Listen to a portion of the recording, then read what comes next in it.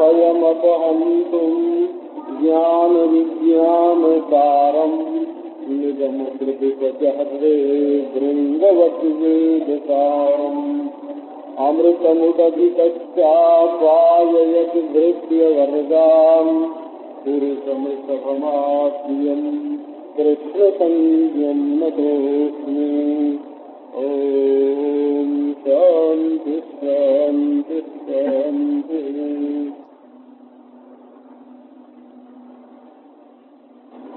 भगवान की उपासना में जो भेद होता है वो कभी काल की उपाधि से होता है, कभी देश की उपाधि से होता है, कभी जाति की उपाधि से होता है, कभी व्यक्ति की उपाधि से होता है।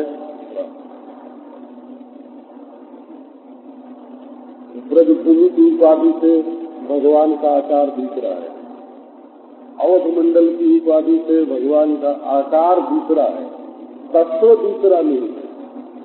काशी की उपाधि से भगवान का आकार दूसरा है, जगन्नाथपुरी रामेश्वर की उपाधि से, बद्रीनाथ की उपाधि से भगवान का आकार दूसरा है। ये स्थान की उपाधि है। उस जगह जाओ तो दूसरी जगह वाला नाम भी न सुनाई पड़े। कामाख्या देवी में जाओ तो वहाँ कृष्ण कृष्ण कहने वाला जल्दी कोई नहीं मिले। कन्याकुमारी में जाओ राम राम कहने वाला न मिले। एक ही देश में संप्रदाय के भेद से हिंदू अलग, मुसलमान अलग, ईसाई अलग, सिख अलग, पारसी अलग, अलग अलग ढंग से ईश्वर की उपासना करते हैं। ऐसे काल के भेद से भी किसी समय में किसी उपासना की प्रधानता हो जाती है, किसी समय में किसी उपासना। अब तो सिद्ध करे कि नहीं सारी दुनिया में और सब समय में और सब जाति में ईश्वर की एक ही उपासना रहनी चाहिए। तो इसमें क्या नुकसान होगा, क्या हानि होगी? जिस आकार की उपासना सब काल, सब देश, सब जाति, सब व्यक्ति में होने लग जाएगी, उस आकार को ही लोग ईश्वर का सच्चा आकार समझेंगे, न तो निराकार को समझेंगे, न तो बाकी दूसरे आकारों को ठीक समझेंगे। आकार में निष्ठा हो जाएगी, तत्व में निष्ठा नहीं होगी। इसलिए भिन्न भिन्न आकारों का निरूपण करके एक देवता में ही बाल रूप की उपासना, कुमार रूप की उपासना, युवा रूप की उपासना, प्रौढ़ रूप की उपासना, श्रीमती सहित उपासना, श्रीमती रहित उपासना, है ना। ये महाराज कई तरह के भेद, कई तरह से भेद होते हैं।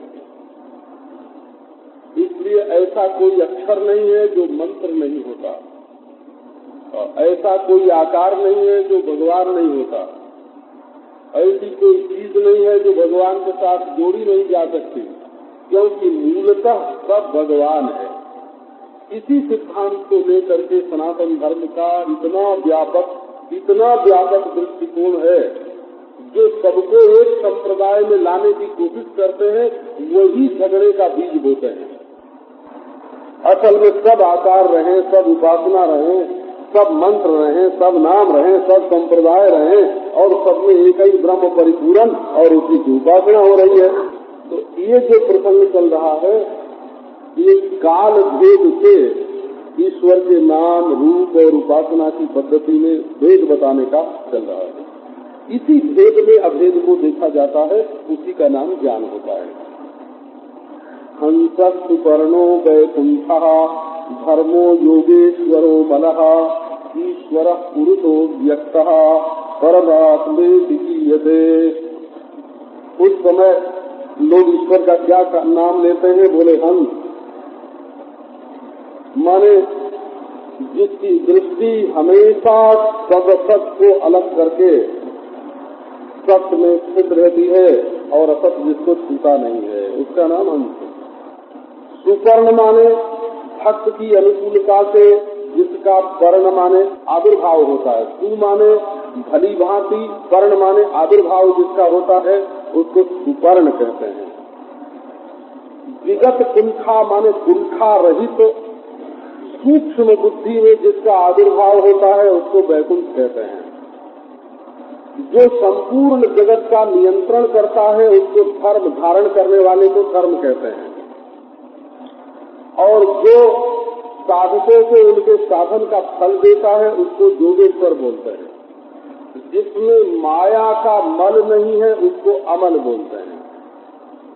और जो सब में रह करके भी किसी के जन्म मरण पाप पुण्य से संतुष्ट नहीं होता, उसको ईश्वर बोलते हैं। जो सर्वत्र परिपूर्ण है, उसको पुरुष बोलते हैं। और जो ये व्यक्त नाना जो आकार है, इनमें अव्यक्त रूप से रहता है, उसको अव्यक्त बोलते हैं। और जो सबकी आत्मा का परम माने सच्चा रूप है, उसका नाम है परम आत्मा, आत्मा का परम रूप। इन नामों से सतयुग में लोग परमात्मा का स्मरण करते हैं। ये नाम ही दूसरे ढंग के हैं। अब प्रश्न हुआ कि ये किसका नाम है? कि ये सब ब्रह्म का ही नाम है। इसको परोक्ष रूप से क्यों वर्णन करते हैं? ऐसा ब्रह्म, ऐसा ब्रह्म, ऐसा ब्रह्म। बोले अज्ञात जो आत्मा है, उसी का परोक्ष रूप से वर्णन किया जाता है, और जब अनुभव हो जाता है तब उसका साक्षात परोक्ष रूप से वर्णन किया जाता है। अज्ञात आत्मा के सिवाय जगत का कोई दूसरा कारण नहीं है। जैसा सांख्य में प्रकृति को कारण मानते हैं और न्याय में परमाणु को कारण मानते हैं, ऐसा जगत का कोई कारण नहीं है। अपना अज्ञात आत्मा माने जिसके ब्रह्म स्वरूप का साक्षात्कार नहीं हुआ है, ऐसी आत्मा में ही कारणता आरोपित है, और उसी को फिर परोक्ष ईश्वर के रूप में वर्णन करते हैं। तो त्रेतायाम रक्तवर्णोऽसौ चतुर्बाहुस्त्रिमेखलः हिरण्यकेशत्रय्यात्मा श्रुत्रुवाद्युपलक्षणः तं तदा मनुजा देवं सर्वदेवमयं हरिं यजन्ति विद्यया त्रय्या धर्मिष्ठा ब्रह्मवादिनः। तो पहले ज्ञान के द्वारा परमात्मा की उपासना, ये प्रसंग आ गया। सतयुग में लोग ज्ञान प्रदान परमात्मा की उपासना करते थे। अब कहते हैं कि त्रेता युग में यज्ञ प्रधान परमात्मा की उपासना होती है। तो वर्ण भी पहले श्वेत वर्ण था सतयुग में, अब भगवान ने रक्त वर्ण, जैसे थोड़ी रज की उपाधि, रजोगुण की थोड़ी उपाधि और मिल गई है। रक्त वर्ण भगवान ने प्रकट किया। और पहले तो ब्रह्मचारी के रूप में वर्णन किया, अब चतुर्बाहु, लोगों को अर्थ धर्म काम मोक्ष चारों पुरुषार्थ देने के लिए चतुर्बाहु। और त्रिमेखलहा, त्रिगुणित मेखला को कमर में धारण करते हैं, मौंजी मेखला जैसे धारण की जाती है। हिरण्यकेशः, सुनहले तार जैसे होते हैं, उसके समान उनके केश हैं। माने जैसे सूर्य में से किरणें निकलती हुई मालूम पड़ती हैं, वैसे जब भगवान का ध्यान करते हैं तो उनके सिर पर, उनके मुंह पर जो किरणें मालूम पड़ती हैं, हिरण्यकेशः, सुनहले केश माने आभास की रश्मियां उन्हीं में से निकलती हैं, जिससे अंतःकरण की उपाधि से नाना प्रकार के जीव बनते हैं, उनको हिरण्यकेश बोलते हैं। त्रय्यात्मा, वेद ही उनकी मूर्ति होती है, और श्रुक श्रुवा आदि उनके उपकरण होते हैं। ऐसे जो सर्वदेवमय देवादिदेव भगवान है, मनुष्य लोग त्रेता में उनकी कैसी आराधना करते हैं कि यजन्ति विद्यया त्रय्या धर्मिष्ठा ब्रह्मवादिनः। ब्रह्मवादी माने वेदवादी धर्मात्मा लोग त्रयी विद्या से ऋग्वेद, यजुर्वेद, सामवेद आदि के द्वारा उनका यज्ञात्मक आराधन करते हैं। और नाम क्या होते हैं? तब विष्णुर्यज्ञ कृष्णगर्भः सर्वदेव उरुक्रमः वृषा कपिर्जयन्तश्च उरुगायै वीर्यते। विष्णु माने जो सारे विश्व को घेरे हुए हो, जिसके एक अंग में, जिसके एक अंश में ये विश्व दिखाई पड़े, उसका नाम विष्णु। ये देवेष्टि इति विष्णु हो, जो संपूर्ण विश्व को लपेटे हुए है, उसका नाम है विष्णु। और यज्ञ माने जो संपूर्ण कर्म कांडों के द्वारा आराधित होता है, उसका नाम यज्ञ। कृष्णगर्भः, कृष्णि और सुतपा के गर्भ से जो पैदा होता है, उसका नाम कृष्णगर्भ। कृष्णि माने प्रश्न हो, जिज्ञासा, और सुतपा माने तपस्वी।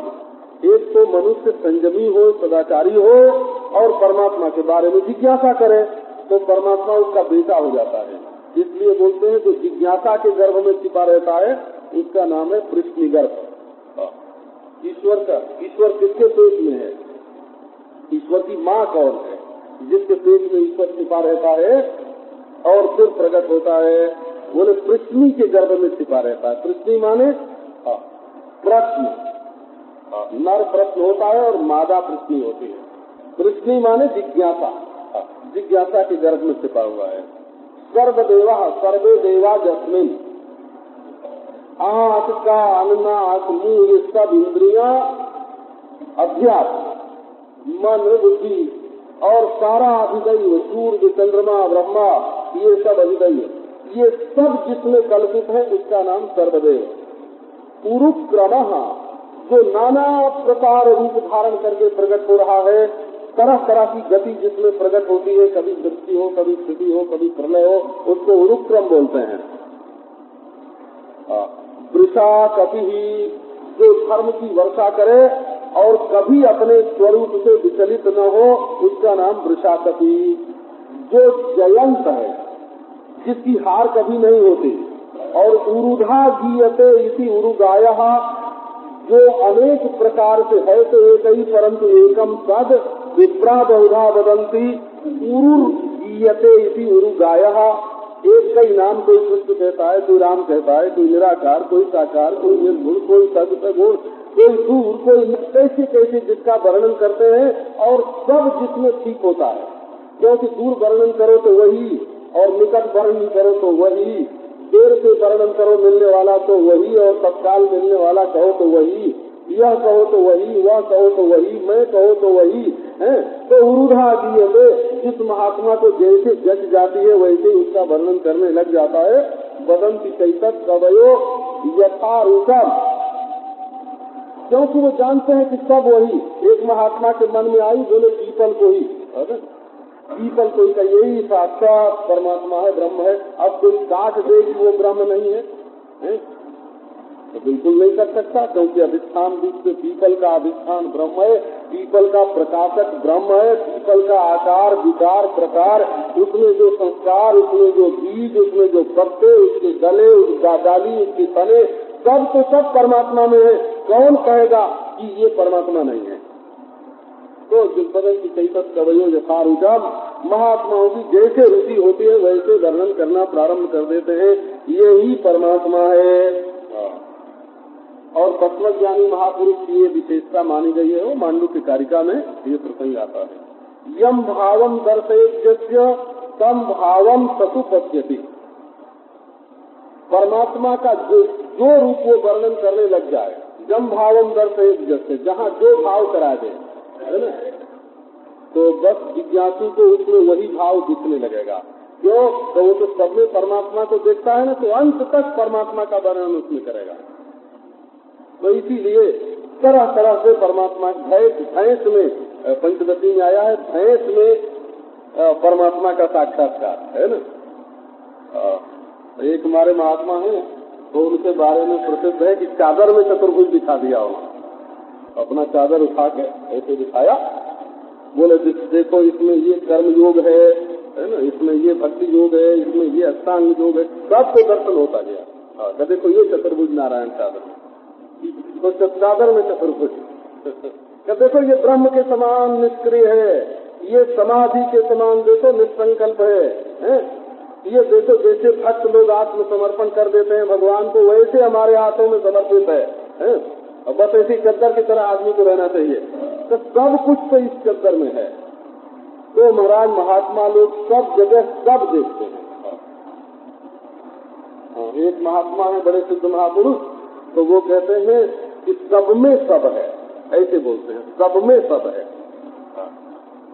माने ऐसी कोई पुरुष में स्त्री है और स्त्री में पुरुष है, ऐसा। जड़ में चेतन है, चेतन में जड़ है, माने वही तो है ही नहीं, काय को भड़कते हो इसको। स्वाहा परे भगवान श्यामः पीतवासा निजायुधः श्रीवत्साभिरंकैश्च लक्षणैरुपलक्षितः। अब द्वापर का वर्णन करते हैं। द्वापर जब आता है तो भगवान श्याम, जब भक्तों में सत्व तो भगवान सफेद, जब भक्तों में रज तो भगवान लाल, और जब भक्तों में तमोगुण बढ़ने लगा तो भगवान भी श्याम हो गए हो। तो भक्तों का अंतःकरण ही तो देखता है ना भगवान को, पर उनकी श्यामता अनुग्रह की है, प्राकृत तमोगुण की नहीं है। वो जो श्रृंगारमय है, रसमय है, काममय है, जैसा तुम चाहते हो वैसे हैं, इसलिए श्याम है।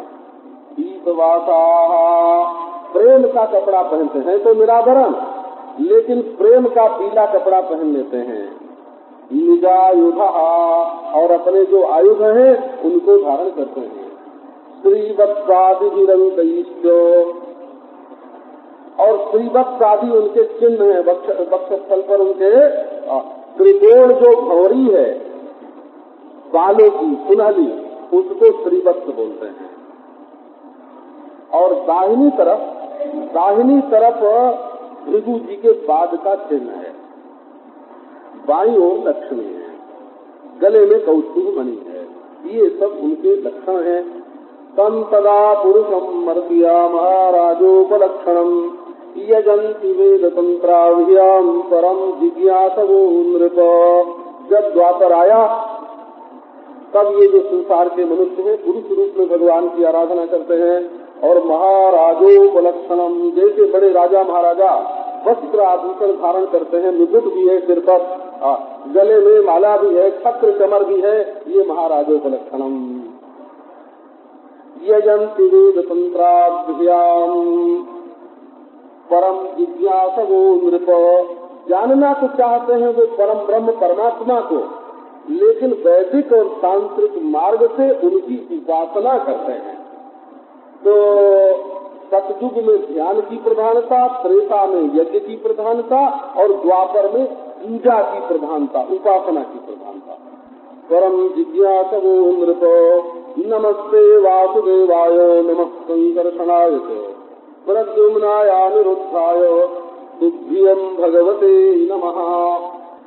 बोले भाई पहले तो अकेले भगवान की आराधना करो तो खुश हो जाया करते थे, लेकिन जब द्वापर आया तो उन परिवार वालों का भी कुछ असर पड़ गया भगवान पर।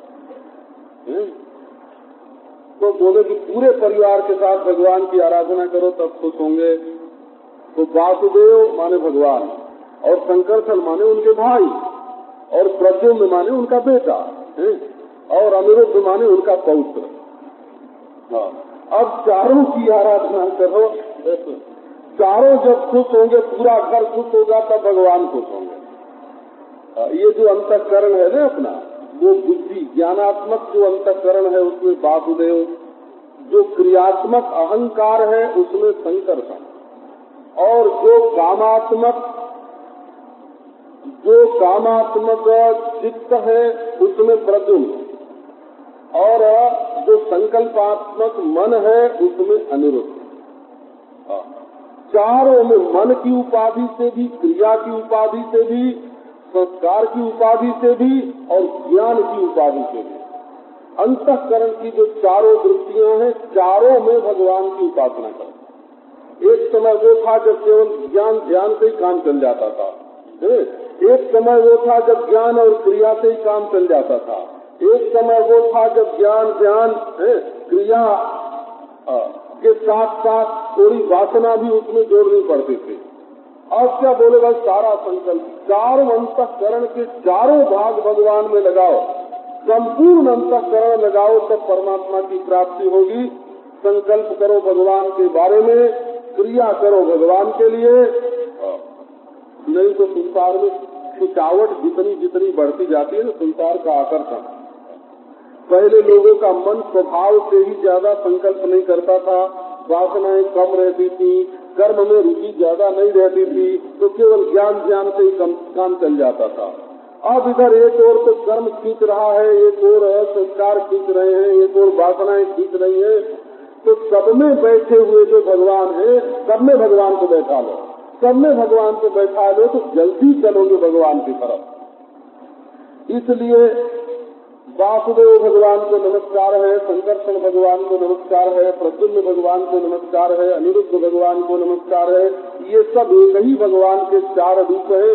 चतुर्व्यूह के रूप में ये जैसे वैष्णव लोग पंचरात्र की रीति से भगवान की उपासना करते हैं, वैसे द्वापर में उपासना चले। नारायणाय ऋषये पुरुषाय महात्मने विश्वेश्वराय विश्वाय सर्वभूतात्मने नमः। इति द्वापर उर्वीशोद्वन्ति जगदीश्वरम्। द्वापर में भगवान की स्तुति कैसे है? नारायण को नमस्कार है। नारायण माने सबके हृदय में जो बैठा है, उस दिलदार परमात्मा का नाम नारायण है।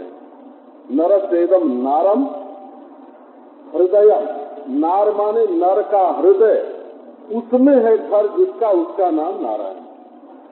भगवान ने सोचा कि अगर कहीं जीवों का हृदय छोड़ करके मैंने अपना घर अलग बनाया है, तो मैं दूर पड़ जाऊंगा और ये बेचारे जीव दूर पड़ जाएंगे।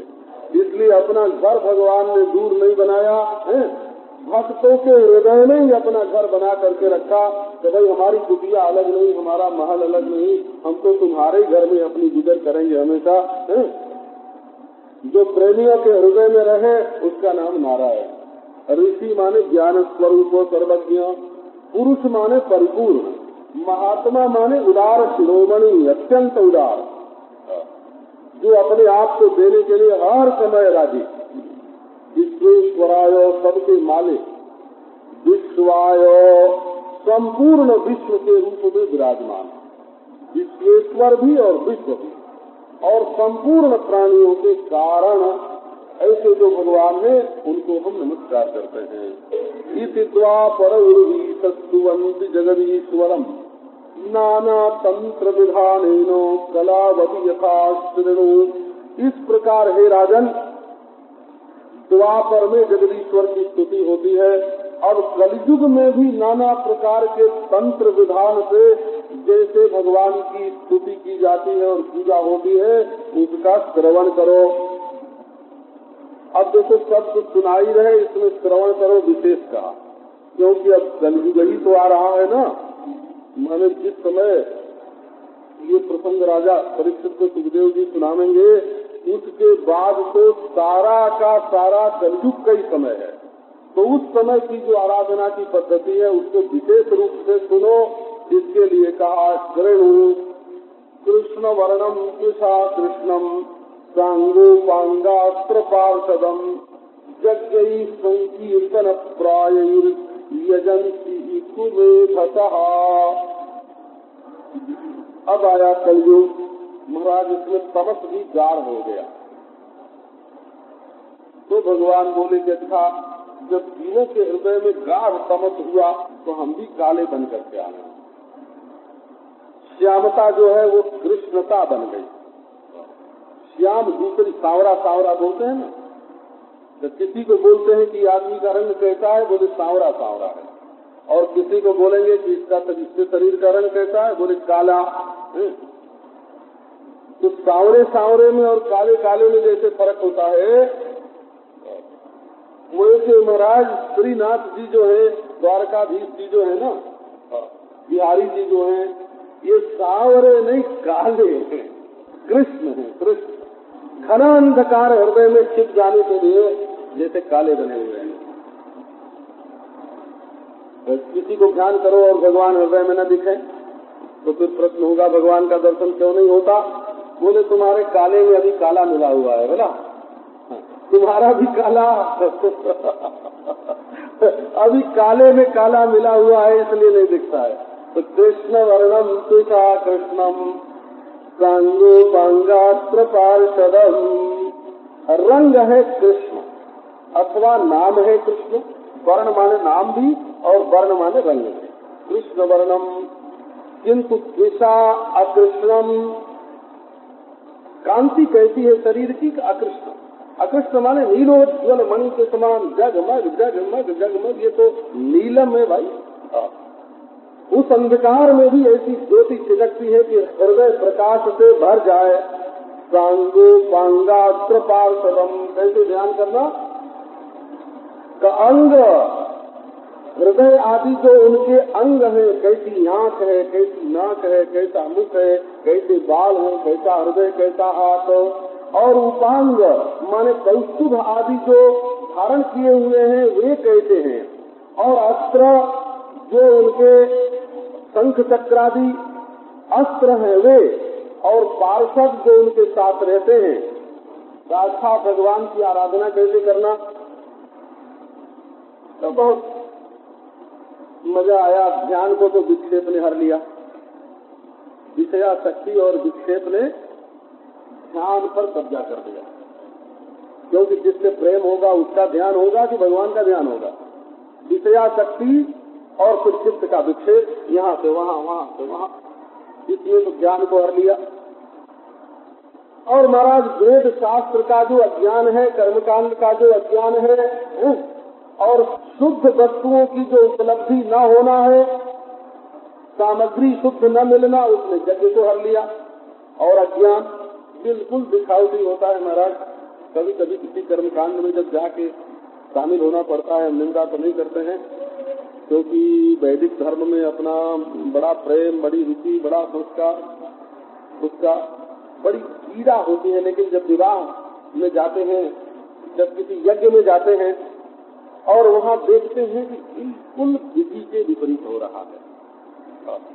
ब्राह्मण जो है वो केवल यजमान ये समझ ले कि हमारे घर में कर्मकांड हो रहा है, कुछ बोलता है, कोई दुर्गा पाठ बोल रहा है, ऐसा देखा, हाँ, कोई दुर्गा पाठ के श्लोक बोल रहा है ना, और कोई रामचरितमानस की चौपाई बोल रहा है ना।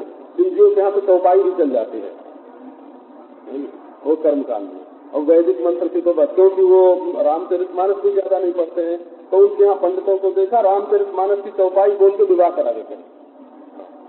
अब चुपचाप बैठ के सब देखना पड़ता है।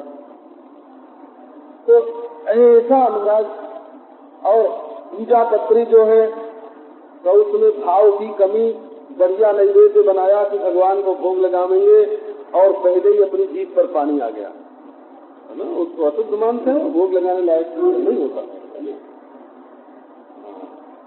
तो अब पूजा में भी विघ्न आ गया, यज्ञ में भी विघ्न आ गया, ध्यान में भी विघ्न आ गया। अपनी वासना की पूर्ति आ गई पूजा में, यज्ञ में सामग्रियों की उपलब्धि नहीं, मंत्रों का शुद्ध उच्चारण नहीं, ध्यान में विषयासक्ति और चित्त का विक्षेप। तो महात्माओं ने कहा कि अब लोगों का कल्याण कैसे होए, तो यज्ञ संकीर्तन प्राय ही, उन्होंने कहा कि अब वाचिक आराधना करो। बौद्धिक आराधना गई, मानसिक आराधना गई, कार्मिक आराधना गई, अब वाचिक आराधना करो, क्योंकि वाणी भी तो एक कर्म इंद्री है, इससे भी कर्म होता है। तो यज्ञ संकीर्तन प्राय ही, संकीर्तन प्राय यज्ञ करो, इससे भी बुद्धि शुद्ध होती है, मन शुद्ध होता है। संकीर्तन प्राय का अर्थ है ये नहीं समझना कि केवल भगवान का नाम ही, भगवान के स्वरूप का कीर्तन भी कीर्तन है। और जब हम ये बात वर्णन करते हैं कि भगवान सत्स्वरूप है, चित स्वरूप है, आनंद स्वरूप है, तो ये भी कीर्तन करते हैं, वाणी से बोलते हैं ना, बोल के समझाते हैं। भगवान बड़ा दयालु है, मृदु है, सुखी है, अचिंतन है, ये वर्णन करते हैं। मुरली मनोहर है, पीताम्बरधारी है, श्याम सुंदर है, उसके स्वरूप का वर्णन, स्वभाव का वर्णन, रूप का वर्णन, गुण का वर्णन, बड़ा उदार है, दयालु है, ये सब जब वर्णन करते हैं और श्री राम जय जय राम करके जब कीर्तन करते हैं, श्री कृष्ण गोविंद हरे मुरारे हे नाथ नारायण वासुदेवा, इसमें नहीं संतोष हो तो शांत रूप अद्वैतम ब्रह्म बोलो, सत्यम ज्ञान अनंतम ब्रह्म है, शांत रूप अद्वैतम ब्रह्म, प्रज्ञानम आनंदम ब्रह्म, यही सही। परंतु संकीर्तन प्राय ही नाम का संकीर्तन, लीला का संकीर्तन, गुण का संकीर्तन, स्वभाव का संकीर्तन, स्वरूप का संकीर्तन, बुद्धिमान लोग जो हैं वो वर्णन कर करके अपनी वृत्ति को सदाकार करते हैं, गा गा के अपनी वृत्ति को सदाकार करते हैं, भगवान के सामने बैठ करके पद का गान कर रहे हैं, नाम का गान कर रहे हैं। कैसे भी अब बोलते हैं तो वो क्रिया लग गई और उसमें मन लग गया और उसमें भाव बन गया कि हम भगवान के सामने गान कर रहे हैं और उसमें जो अर्थ है उसका स्मरण करने से बुद्धि लग गई।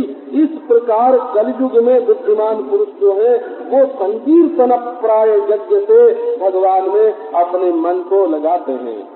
ध्येयं सदा परिभवग्नमभीष्टदोहम् तीर्थास्पदं शिवतिरञ्जिनुतं शरणीयं वृत्त्यार्तिहं प्रणतपालभवाब्धिपोतं वन्दे महापुरुषते चरणारविन्दम्।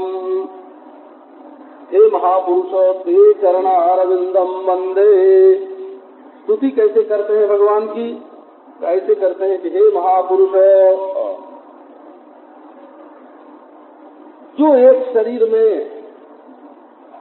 एक स्थान में, एक काल में जो बंधा हुआ है वो तो पुरुष है, मनुष्य है, और जो उससे मुक्त है वो महापुरुष है। तो हे महापुरुष, हम तुम्हारे चरण कमल की वंदना करते हैं। कैसे हैं चरण कमल? सदा ध्येयम, सदा ध्यान करने योग्य है, सदा परिभवघ्नम। ये जो इंद्रिय से, कुटुंब से, विषय वासना से जो हार हो गई है, अपनी पराजय हो रही है, हार से जाते हैं। अपने परिवार में देख लेना, हार के रहना पड़ता है मनुष्य को। पत्नी से हार नहीं मानोगे तो घर में नहीं रह सकते, भाई से हार न मानो तो घर में नहीं रह सकते, बेटे से हार न मानो है तो नहीं रह सकते। जरा गौर से देखना तो मालूम पड़ेगा, चेले से हार न मानो तो गुरु के साथ न रहे। संसार की स्थिति यही है हो कि परिभव ही परिभव, हार ही हार यहाँ है। पर भगवान के चरणारविंद की उपासना करो तो सदा परिभवग्नम, ये जो तुम्हारी हार है वो मिट जाएगी। अपनी दृष्टि को भगवान के चरणारविंद की ओर करो, इनकी ओर से हटा लो, कुटुंब की ओर से दृष्टि हटाओ, विषयों की ओर से है। तो बड़ी मार कबीर की, चित्ते दिया उतार। कबीर की सबसे बड़ी मार यही है कि जो हराने की कोशिश करे उसको अपने मन में से निकाल दे। बड़ी मार कबीर की, चित्ते दिया उतार।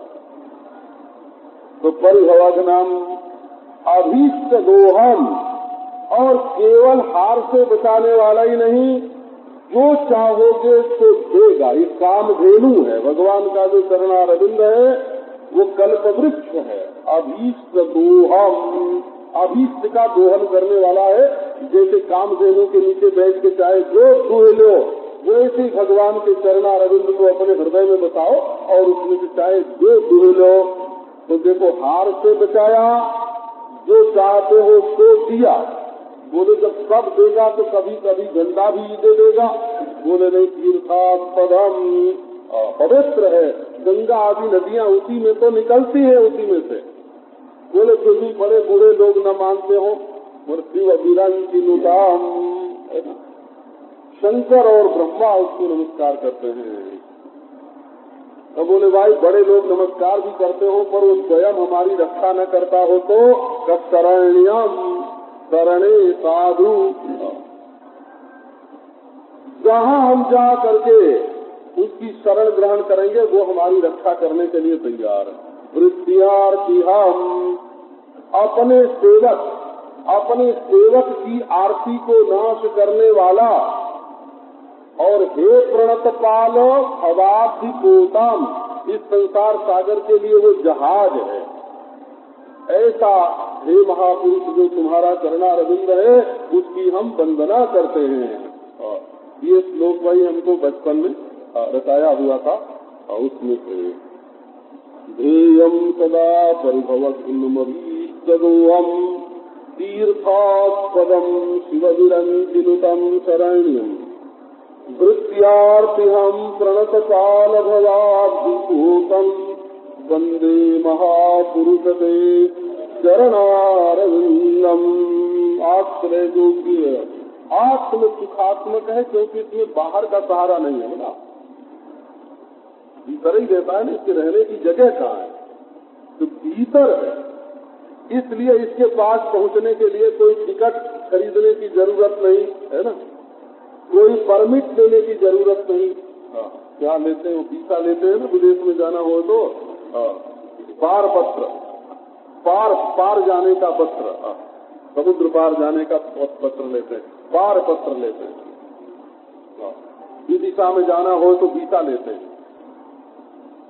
ये तो अपने हृदय में ही है ना, न हवाई जहाज की जरूरत, न रेलगाड़ी की जरूरत, न किसी की इजाजत की जरूरत है। जब जरा गर्दन झुकाई देख ली, ऐसा अपने हृदय में। स्वयं तो भगवान के चरणारविंद तृप्त है, पूर्ण काम है, और भक्तों के लिए वे भी दौड़ने लग जाते हैं, साबित हो जाते हैं। त्यक्त्वा सुदुत्यज सुरेशितराज्य लक्ष्मी धर्मिष्ठ आर्यवचसा यदगादरण्यम माया मृगम दयितमन्वधावत वंदे महापुरुष ते चरणारविंदम। अत्यंत सुदुत्यज और बड़े बड़े देवताओं से भी वांछित जो राज्य लक्ष्मी थी, उसका तो त्याग कर दिया। में क्या कोई उद्वेग था, वहाँ दुख था, किसी के निकालने से निकल गए। रावण कहता था कि बाप ने घर से निकाल दिया तब रामचंद्र निकल गए। बोले नहीं, धार्मिक था, बड़े धर्मात्मा थे। आर्य वचसा जदगादरणीयम, अपने पिता का वचन मानकर वन में गए। तो अपने लिए तो जो बड़ा भारी राज्य था, राज्य लक्ष्मी थी, सोच छोड़ दी। लेकिन महाराज उनकी जो है ना प्रिय पत्नी है, उनको एक माया मरीचिका, झूठा हरिण हो सुनहला, माया का बना हुआ, वो इष्ट था। उसके लिए दौड़ने लगे उसके पीछे, इसको हम ले आएंगे तुम्हारे लिए। अपने लिए तो राज्य लक्ष्मी भी नहीं चाहिए, उसके लिए भी कोई लोभ नहीं, और अपनी पत्नी के लिए तो बोले माया मृग के पीछे पीछे दौड़ते हैं। ऐसे जो परम उदार महापुरुष हैं, हे प्रभु, मैं आपके चरणारविंद की वंदना करता हूँ। एवं जुगानुरूपाभ्याम भगवान जुगवर्तिभिः मनुजैरिप्यते राजन श्रेयसामीश्वरो हरिः।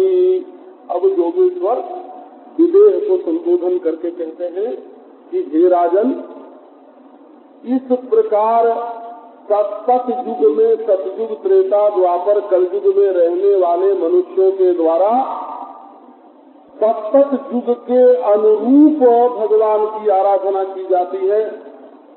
और वैसे तो समझो जैसा कल्याण आप चाहो, जो श्रेय चाहो, वो सब भगवान से मिल सकता है। श्रेयसाम ईश्वरो हरि। एक तो वो सर्वशक्तिमान है, ईश्वर माने सर्वशक्तिमान है, और दूसरे हरि माने मनोहर भी है।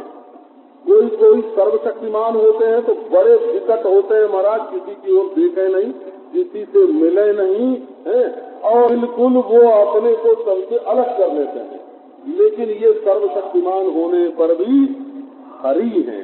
हरि है माने बड़े मनोहारी हैं, सबका मन लेते फिरते हैं, खींचते फिरते हैं, और यही संपूर्ण कल्याणों के एकमात्र अध्यक्ष हैं।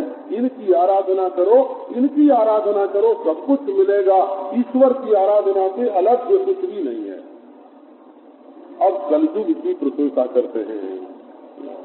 ऐसे की जीवेतु कलिरेव सर्वश्रेष्ठ। इन युगों में कलयुग ही सबसे बढ़िया है। पछताना नहीं कि हम सतयुग में नहीं है। कलिं सभाजयन्त्यार्या गुणज्ञा सारभागिनः यत्र संकीर्तनेनैव सर्वस्वार्थो विलभ्यते। कलिं सभाजयन्त्यार्याः। विष्णु पुराण में एक प्रसंग है, श्रेष्ठ कौन है? उसमें प्रसंग आया है कि स्त्री श्रेष्ठ है। बहुत बढ़िया प्रसंग विष्णु पुराण में है। हम ऐसा समझते हैं कि 18 जो पुराण हैं उनमें से जितना स्वच्छ निर्मल वेदांत भक्ति और सत्संग का निरूपण सरल भाषा में विष्णु पुराण में है उतना दूसरे में नहीं है। भागवत का कठिन भाषा में है। भागवत की भाषा सरल नहीं है, विष्णु पुराण की भाषा बड़ी सरल है। तो उसमें ये प्रश्न आया है कि सबसे श्रेष्ठ क्यों? तो बोले स्त्री। बोले ये क्यों भाई, स्त्री सबसे श्रेष्ठ क्यों? बोले धर्म करे पुरुष और उसका फल मिलता है स्त्री।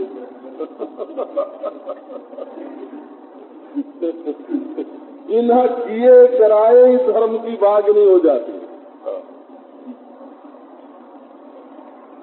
तो बोले युगों में सबसे श्रेष्ठ कौन? बोले कलयुग। क्यों? का इसमें मनुष्य केवल जबानी जमा खर्च से और परमेश्वर को प्राप्त कर देता है। केवल जबानी जमा खर्च माने भगवान नाम का उच्चारण करके, भगवान नाम का उच्चारण करके कलिम सभा जयंती आर्या गुणज्ञा सारभागिनः। कलयुग का आदर करते हैं, प्रशंसा करते हैं कलयुग की श्रेष्ठ पुरुष। क्यों करते हैं भाई? कभी कलयुग के गुण को जानते हैं। अरे कलयुग में तो बड़े बड़े दोष हैं। तो दोष तो सब जगह रहते हैं।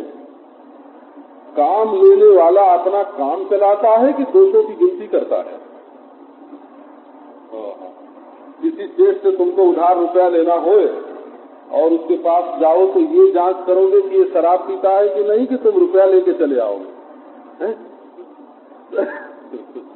तो कलयुग में क्या क्या दोष है इसकी जांच करना काम नहीं है। सार भागिना, उसमें जो लाभ उठाने की वस्तु है वो लाभ उठाना। तो बड़े लोग जो हैं, गुणज्ञ लोग जो हैं, विद्वान लोग जो हैं, उसमें से सार निकाल देते हैं कलयुग में से। तो वो सार क्या है कि यत्र संकीर्तने नैव सर्वस्वार्थो विलभ्यते। यहाँ तो महाराज केवल संकीर्तन से ही ध्यान नहीं हो कोई बात नहीं, यज्ञ न हो कोई बात नहीं, पूजा न हो कोई बात नहीं, केवल संकीर्तन से ही सारा स्वार्थ यहाँ प्राप्त हो जाता है। धन चाहिए धन मिलेगा, भोग चाहिए भोग मिलेगा, धर्म चाहिए धर्म मिलेगा, मोक्ष चाहिए मोक्ष मिलेगा। केवल संकीर्तन से ही ईश्वर की प्राप्ति होती है। तो बोले भाई संकीर्तन तो कर्म है। कर्म तो है परंतु बिना ज्ञान के न हो ऐसा कर्म है। ये भगवान का नाम है, ये भगवान का बोधक है, ये जान करके संकीर्तन होगा ना। और प्रेम नहीं होगा तो एक नाम तो बार बार लोगे कैसे? वो संकीर्तन काहे को करोगे? प्रेम नहीं होगा तो लीला गुण का गान काहे को करोगे? और जब लीला गुण का गान करने में आनंद आएगा तो ध्यान भी अपने आप ही लगेगा। तो सर्वस्वार्थो विलभ्यते, जो चाहो सब स्वार्थ सकल जीव कहाँ येहा, मन क्रम वचन राम पद नेहा। सखे सांस परमार्थ येहु, मन क्रम वचन राम पद नेहु। स्वार्थ कहो स्वार्थ, परमार्थ कहो परमार्थ, जीव का इतना ही है कि भगवान के चरणों में उसको प्रेम मिले। और भगवान के चरणों में प्रेम संकीर्तन से ही मिल जाता है। ये सार देख करके बड़े बड़े जो महापुरुष हैं वो कलयुग का ही आदर करते हैं।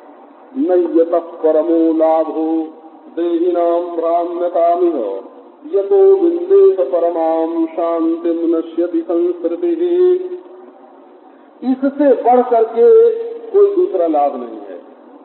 जो जीव जो देही इस संसार चक्र में भ्रम रहे हैं, भटक रहे हैं, उनके लिए इससे बढ़ करके सबसे बड़ा कोई दूसरा लाभ नहीं है। क्योंकि इस संकीर्तन से ही परम शांति की प्राप्ति होती है और संसार का नाश होता है। संसार का माने आवागमन का जो चक्र है, जन्म मरण जो है, इसको संसार बोलते हैं। ये जब कभी ऐसा संस्कृत में आ गए हो कि इससे तो संसार का नाश हो जाता है, तो डरना नहीं। संसार का अर्थ संस्कृत साहित्य में, दर्शन साहित्य में ईंट पत्थर का मकान नहीं होता है ना, सोना चांदी नहीं होता है ना, बाल बच्चा नहीं होता है। संसार का अर्थ होता है अपने में पापीपना, पुण्यात्मापना, सुखीपना, दुखीपना, मन कर्तापना, भोक्तापना, और इस लोक से उस लोक में, इस जोनी से उस जोनी में भटकना, और परिच्छिन्न होने के कारण संसार की तलवार जो पड़ती है अपने ऊपर, उसका नाम संसार है। तो इन सब दुखों से छुटकारा मिल जाएगा भगवन नामो, भगवत गुणानुवाद, भगवत लीला का संकीर्तन करने से। इसलिए हम लोग कोई बुरे युग में नहीं है, अच्छे युग में है। कृता विशु प्रजा राजन कला विच्छन्ति संभवम। सत्ययुग आदि में जो प्रजा होती है वो चाहती है कि कलयुग में हमारा जन्म हो गए। सतयुग के लोग चाहते हैं कि कलयुग में हमारा जन्म हो। स्वर्ग के देवता चाहते हैं कि भारतवर्ष में हमारा जन्म हो। क्या बढ़िया।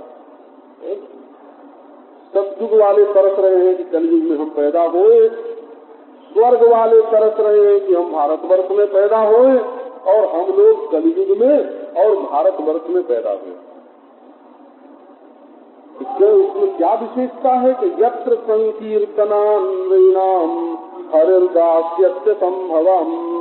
इस कलयुग में यदि भगवान का संकीर्तन करो तो असंभव से असंभव वस्तु भी तुमको मिल जाएगी।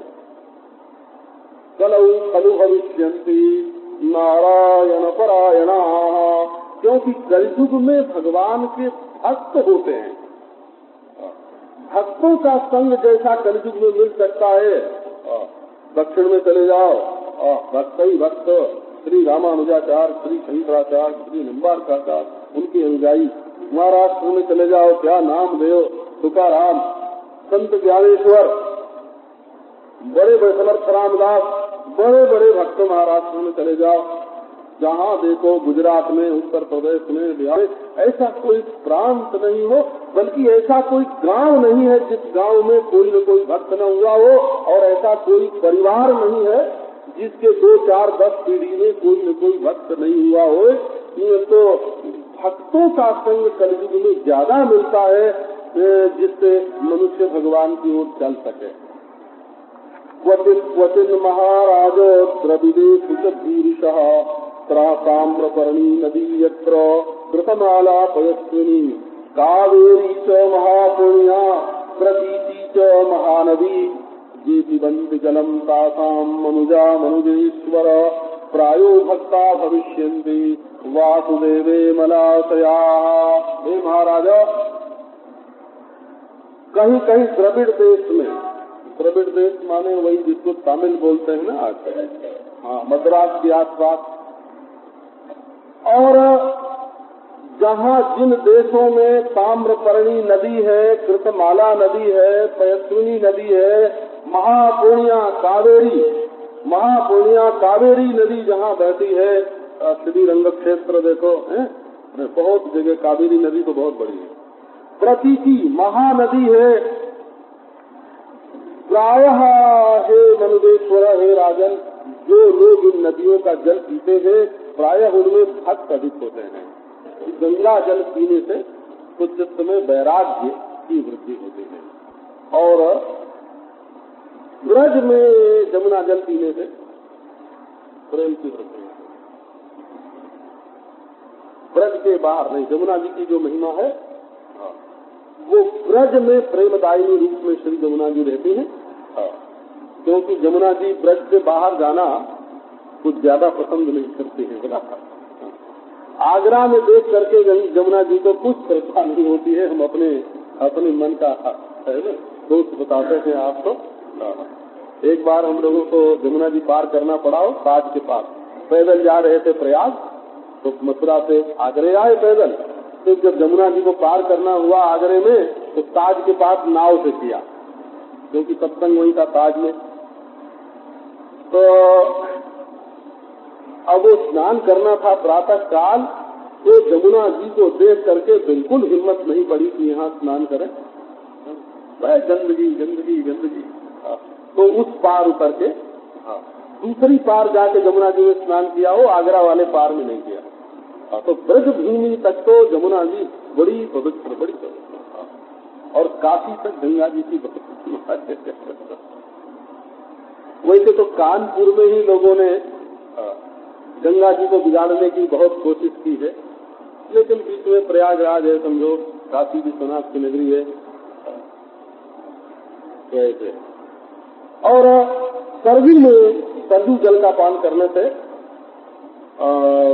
धर्म की भावना चित्त में बहुत अधिक आती है। और नर्मदा तट पर मैंने रह के अनुभव किया है, ब्रह्मचर्य का भाव नर्मदा के जल में बहुत अधिक है। नर्मदा जल के पान से ब्रह्मचर्य की भावना उदय होती है और तपस्या की भावना उदय होती है। तो रेवा तीरे तपक कुर्जात मरणम जाह्नवी तटे, तपस्या करना हो तो नर्मदा जी के तट पर, और वहाँ आटा भाटा कांटा सब मिलता है। तो ये नर्मदा जी का ये महिमा है।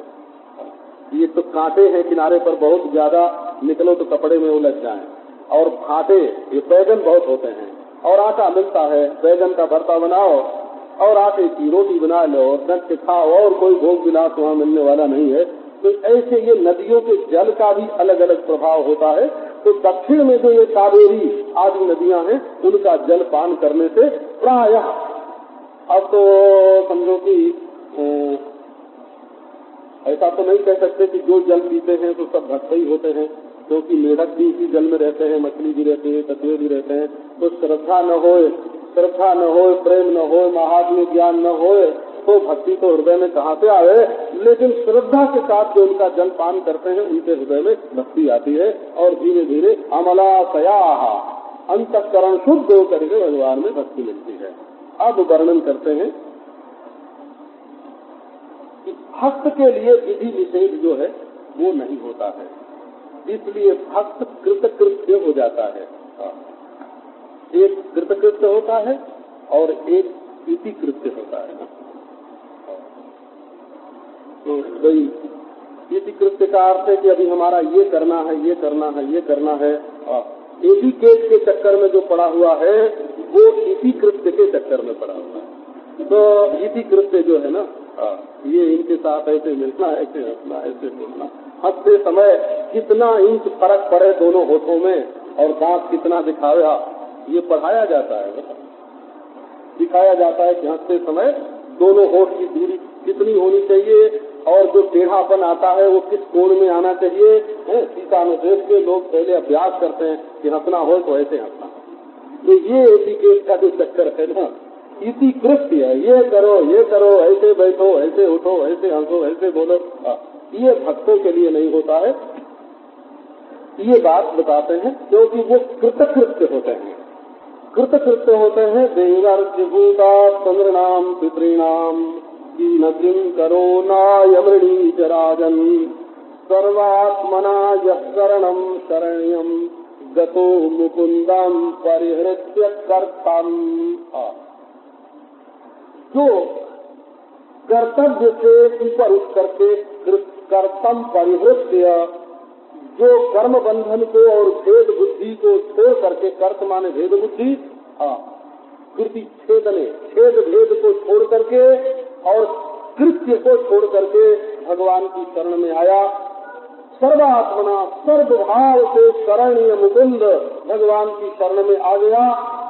उसके लिए अब न तो देवता का ऋण है, न ऋषि का ऋण है, न प्राणियों का ऋण है, न बड़े बूढ़ों का ऋण है, न मनुष्यों का, समाज का भी कोई ऋण नहीं है, अपने माँ बाप का भी कोई कर्जदार वो नहीं है। अब उसके लिए वेद पढ़ने की जरूरत नहीं, देव पूजा करने की जरूरत नहीं, अब उसको बलि वैष्णव करने की कोई जरूरत नहीं। न विकर्म यज्ञोत्पथितं कथंचित् धुनोति सर्वं हृदिशं निविष्टः। जो भगवान के चरण मूल का भजन करता है, स्वपाद मूलम भजतः, जो भगवान के चरणारविंद का भजन करता रहे। उससे यदि कथंचित विकर्म उत्पत्तिता, यदि कोई निषिद्ध कर्म उससे हो जाए तो क्या होगा? बोले भगवान ये विचार करते हैं कि यदि तो हमारी सेवा कर रहा था, सेवा करने वाले से जो गलती होती है उसका अपराध सेवक का नहीं, स्वामी का अपराध हो जाता है। ये भगवान की महिमा है। तो अपना अपराध हो गए तब तो भगवान उसकी ओर देखते ही नहीं। साहेब होत सरोग सेवक के अपराध सुन। ये मालिक लोग जो दुनिया के होते हैं, जब अपने सेवक का अपराध सुनते हैं तो उनको अपने सेवक पर क्रोध आ जाता है। लेकिन अपने देखे दोष सपने हूँ राम न रखे। रामचंद्र अपनी आंख से अपने सेवक का अपराध देखते हैं, लेकिन उसको अपने दिल में कभी नहीं रखते हैं। तो ये तो अपने अपराध की बात है। लेकिन जब धर्म का अपराध हो गए तब क्या करें? तब पहली बात तो ये है कि भक्त से अपराध हो गई नहीं, त्यक्तान्य भावस्य। दूसरे देव में, दूसरे देवता में उसका कोई भाव ही नहीं है, देह में उसका आत्म भाव ही नहीं है। त्यक्तान्य भावस्य माने देह में जो आत्म भाव है वो उसका छूट गया है, तो वो काहे को अपराध करेगा? क्योंकि संसार में जितने अपराध होते हैं वो सब देहासक्ति से होते हैं। हमारे देह को ये भोग चाहिए, हमारे देह को ये धन चाहिए, बिना देहाभिमान के पाप नहीं होता। तो पहली बात तो ये कि भक्त से पाप ही नहीं होगा, वो अपराध में प्रवृत्त ही नहीं होगा। बोले यदि कभी प्रमाद आदि से हो गया तो बोले हरे धुलोदी सर्वम, भगवान उस अपराध को दूर कर देते हैं, छुड़ा देते हैं उस पाप को। बोले कहीं यमराज न माने कि भगवान ने तो दूर कर दिया पर हम नहीं मानेंगे, हम तो दंड देंगे। बोले परेशा, ये यमराज के भी स्वामी है। जब यमराज के मालिक ने उसको माफ कर दिया और उसके अपराध पाप छुड़ा दिए तो फिर कहां से होगा? बोले भाई फिर भगवान की तो आज्ञा है ना कि पाप नहीं करना चाहिए, और भक्त से अगर पाप हो गया तो भगवान कैसे कहेंगे? बोले प्रिय प्यारा है ना, प्यारा है माने अपना प्यारा आदमी कभी कोई गलती भी कर देता है तो उसको सहना पड़ता है। बोले भाई ये तो भगवान से ये नहीं कहता कि हमारा पाप मिटा दो, तो क्यों मिटाते हैं? बोले हृदय सामने दिखता, उसके दिल में तो बैठते हैं ना। तो जिस कमरे में हम रहने लग जाएं उसमें कोई गंदगी हो गए तो घर का मालिक कहे कि तुम इसमें सफाई करना, तब उसकी सफाई करें। और रहने वाले का स्वयं कर्तव्य हो जाता है कि जहाँ रहे वहाँ साफ करते रहे। तो भगवान जिसके हृदय में रहने लगते हैं उसके हृदय की सफाई वो खुद ही कर देते हैं, उसको कहना नहीं पड़ता है कि तुम हमारे हृदय को साफ करो। हृदय सन्निविष्टा नहीं वस्तु शक्ति अर्पिताम अपेक्षते। जहाँ आग रखी जाती है वहाँ आग को ये नहीं कहना पड़ता है कि तुम यहाँ जला दो, वो तो आग जहाँ रखी जाएगी वहाँ जला देगी। इसी तरह से भगवान जिसके हृदय में रहने लग जाएंगे उसके हृदय को अपने आप ही शुद्ध कर देते हैं। इसलिए भक्त का हृदय स्वयं शुद्ध हो जाता है। नारद उवाचो धर्मानुभागवता नित्यं श्रुत्वा प्रमिथिलेश्वरः जायन्ते यान मुनीन् प्रीतः सोपाध्यायो पूजयतो। नारद जी कहते हैं कि मिथिला के राजा विदेह मुनि ने इस प्रकार नव योगेश्वरों से भागवत धर्म का श्रवण किया, बड़े ही प्रसन्न हुए। अब तो पुरोहित जी को बुलाया, कमरा जाओ और उनकी पूजा करें। अब तो अर्घ्य पाद्य आचमन स्नानी आदि से 100 उन योगेश्वरों की पूजा करी। महाराज वो रहते थे नंगे लेकिन फिर भी उनको वस्त्र दिया बोला। उनको कुछ अपेक्षित नहीं था, फिर भी 100 उनकी पूजा की और उन लोगों ने बैठ करके आदर के लिए सब पूजा स्वीकार की। और उसके बाद ततोतर कदिरे सिद्धा सर्वलोकस्य पश्यता, सभा के बीच में सबके देखते देखते अंतर्धान हो गए। बोले चल के क्यों नहीं गए, अंतर्धान क्यों हो गए? बोले सब लोग देख लें कि पूजा की सामग्री यही की यही पड़ी रह गई, ये लेके बाबा जी लोग पूछते ही गए, उन्होंने का कोई छोड़ दिया हो सब। और राजा धर्मानुपातिष्ठन् अवाप परमां गतिम्। राजा विदेह ने इसी धर्म का पालन करके परम गति को प्राप्त किया। अब ये कथा सुनाए करके नारद जी वसुदेव से बात करते हैं। त्वमप्येतन् महाभागो धर्मान् भागवतान् श्रुतान् आस्थित श्रद्धया युक्तो निस्संगो यास्यते परम। हे महाभागो वासुदेव, तुमने भी मुझसे ये जो भागवत धर्म श्रवण किया है, इस पर श्रद्धा के साथ चल करके इसका अनुष्ठान करके सर्वथा असंग हो जाओगे। तुम संसार में किसी से आसक्ति नहीं रहेगी और तुम्हें परमात्मा तत्व की प्राप्ति होगी। जुबयो खलुदम सत्यो हो जतसा पूरितम जगतो पुत्रता मगमत जगवाम भगवान ईश्वरो हरि। तुम्हारे देवकी और वसुदेव, तुम दोनों के जस से ये सारी सृष्टि भरी हुई है, क्योंकि स्वयं सर्वशक्तिमान मनोहारी भगवान श्री कृष्ण तुम्हारे पुत्र भाव को प्राप्त हुए, तुम्हारे पुत्र हुए।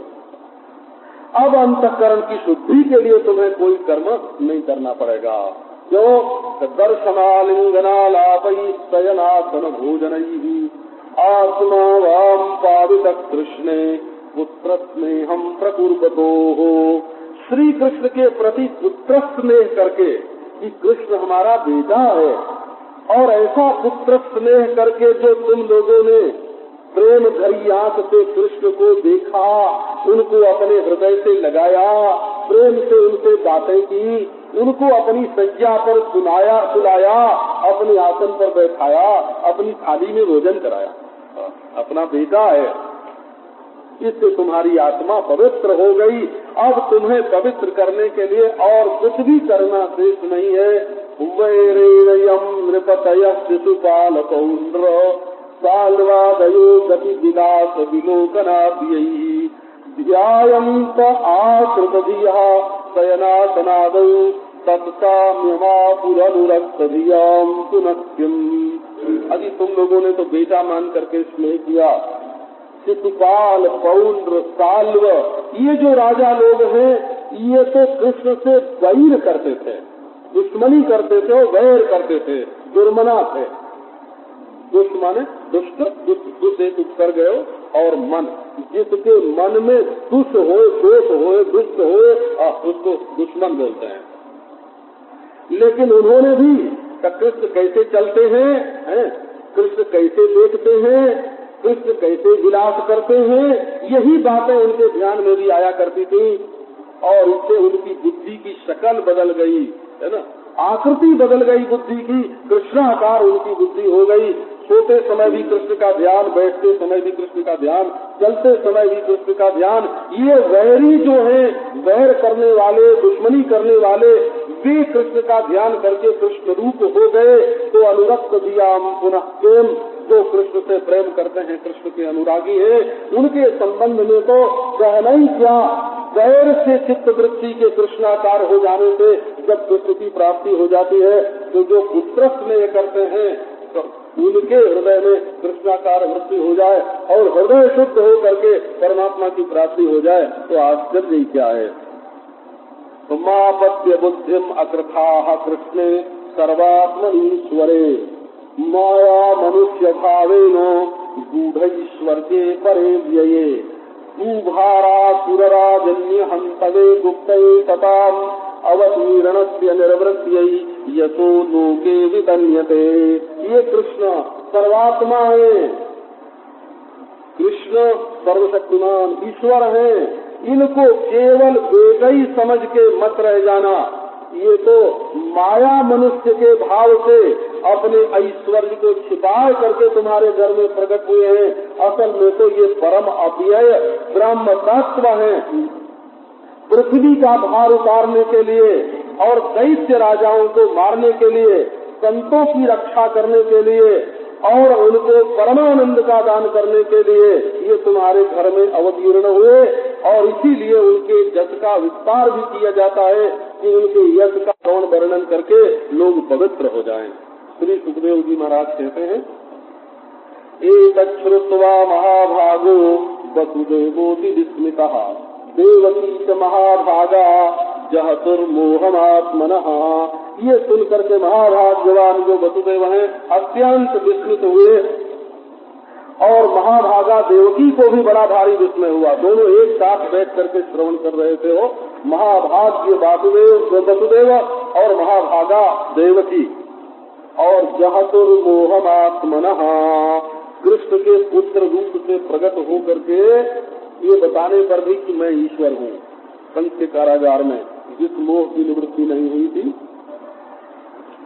और यज्ञ जाग करने पर, बड़े बड़े महात्माओं का सत्संग करने पर भी, बड़े बड़े कर्मकांड करने पर भी जिस मोह की निवृत्ति नहीं हुई थी, कृष्ण ने स्वयं उपदेश किया कि हम तुम सब ब्रह्म ही हैं, लेकिन उससे भी जिस मोह की निवृत्ति नहीं हुई थी, है ना, नारद जी महाराज के उपदेश से, ये नवजोगेश्वरोपाख्यान के श्रवण से उस अज्ञान की निवृत्ति हो गई। इतिहासमिमं पुण्यम धारयेद समाहितः स्विधीयेह कमलम ब्रह्म भूयाय कल्पते। ये बड़ा परम पवित्र हृदय सेवक उपाख्यान है। जो एकाग्र चित्त से इसको धारण करता है वो इसी जीवन में जिंदा रहते ही रहते अपने अंतःकरण की संपूर्ण अशुद्धियों को नष्ट कर देता है और परब्रह्म परमात्मा की प्राप्ति के योग्य हो जाता है। यदि श्रीमद् भागवते महापुराणे एकादश स्कंधे वसुदेव नारद संवादे जायन्तेय गमनम नाम पंचमोऽध्यायः। ओम